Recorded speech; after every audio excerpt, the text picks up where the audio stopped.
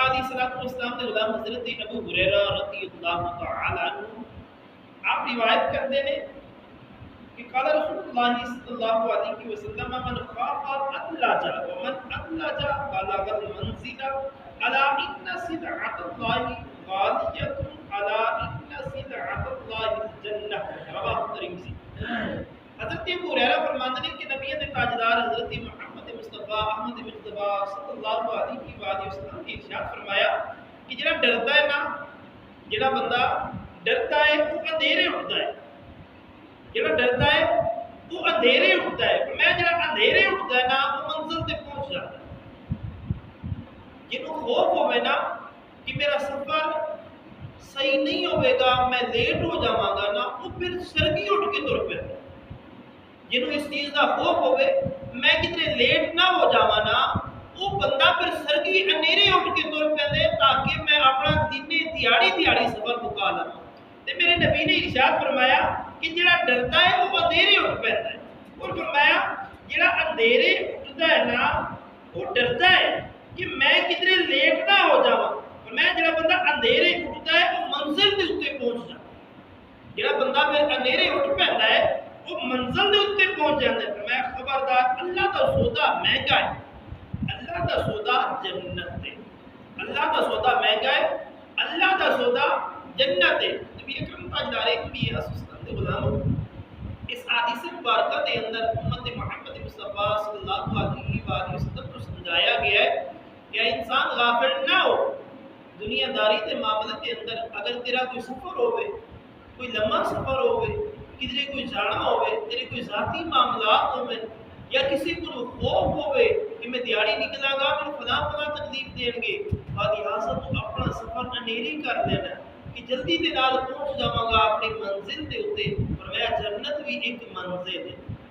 یعنی محنت تو بغیر، مشقت تو بغیر، تکلیف تو بغیر یہ حاصل نہیں ہونی۔ یہ ظاہری طور تے سستا سودا نہیں ہے، یہ راتاں نوں اٹھ کے جاگنا پیندا ہے، رب نوں راضی کرنا پیندا ہے، رسول اللہ صلی اللہ علیہ وآلہ وسلم نوں راضی کرنا پیندا ہے۔ صبح دی بھی نماز پڑھنی پیندی ہے، ظہر دی، عصر دی، مغرب دی، عشاء دی، یہ ساریاں نمازاں پڑھنیاں پینیاں نے، حق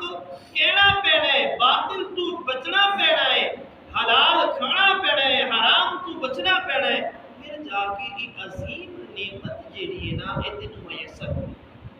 آقا علیہ الصلوۃ والسلام دے غلام، لیکن اسی کدی خوف ہی نہیں کیتا،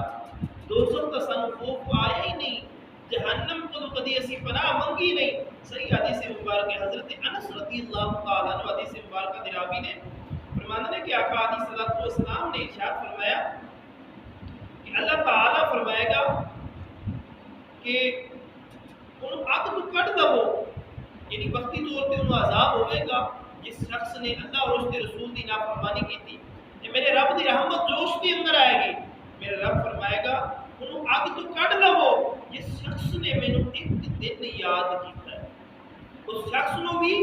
جہنم دی آگ تو کٹ دو جس شخص نے مینوں صرف ایک دن یاد کیتا ہے اور میرے کو ایک دن خوف کھاتا ہے۔ ایک دن تو مراد ہے یہ کہ خلوص قلب دے نال کہ دل تڑپیا ہوئے اج یار جا کے صبح دی نماز ادا کریے، کدھر میری زندگی دا آخری دن نہ ہو،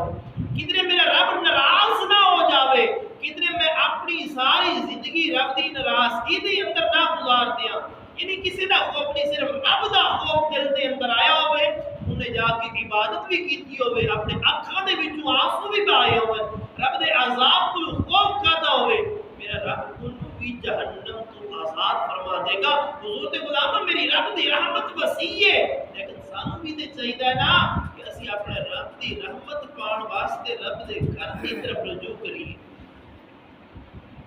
اسی آ چاہیے رب دی رحمت تے بلا رہی ہے، لیکن سانو بھی چاہیے کہ اسی غفلت دی نیند جڑی ستے ہیں نا اس نیند تو بیدار ہو جائیے،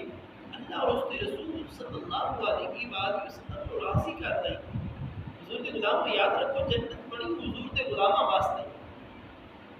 حضور کے امتیاں واسطے، لیکن امتیاں نو بھی چاہیے نا کہ جنتیاں والے اعمال کریں، ایسے اعمال نہ کریں کہ جڑا رب اور رسول کی ناراضگی کا سبب بنے،